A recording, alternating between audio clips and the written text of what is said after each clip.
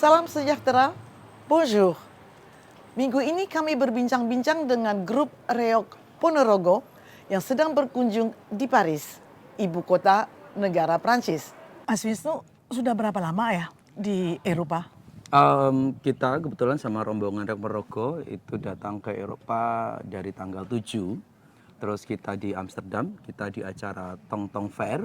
Setelah itu kita pentas juga di Oostende dan juga di Brussels. Dan ini pementasan kita yang keempat di mana, di Paris. Kalau Reog sendiri untuk di Eropa sudah pernah sebenarnya.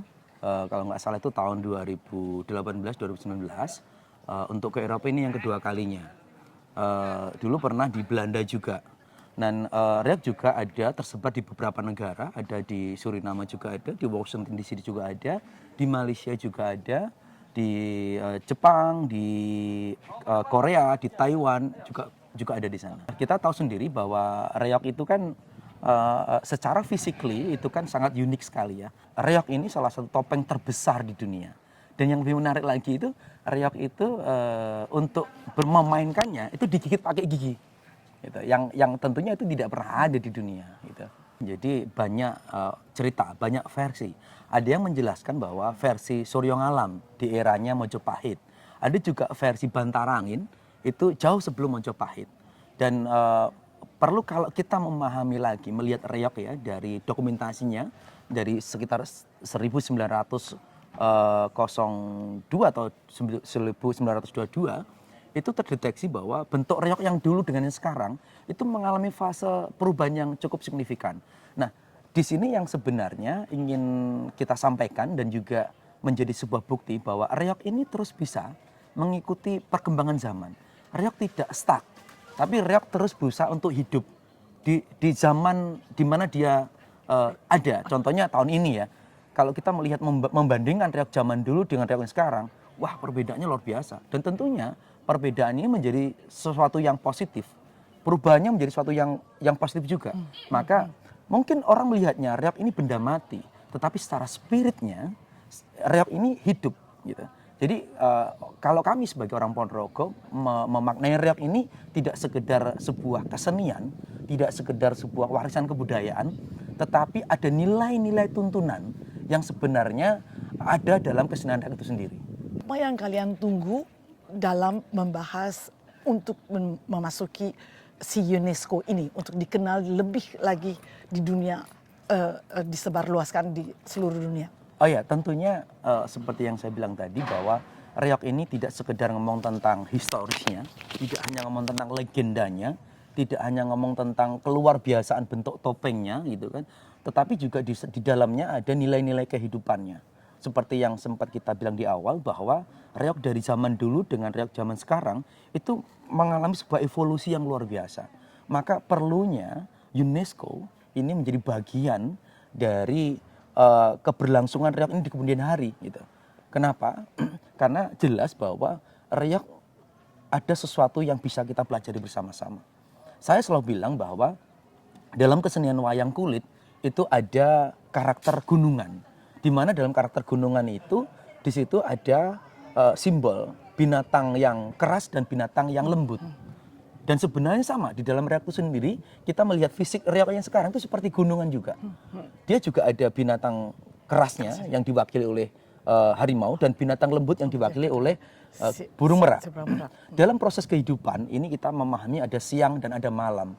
Ada laki-laki dan ada perempuan. Ketika dualisme ini menjadi satu, maka akan terlahir sebuah kehidupan.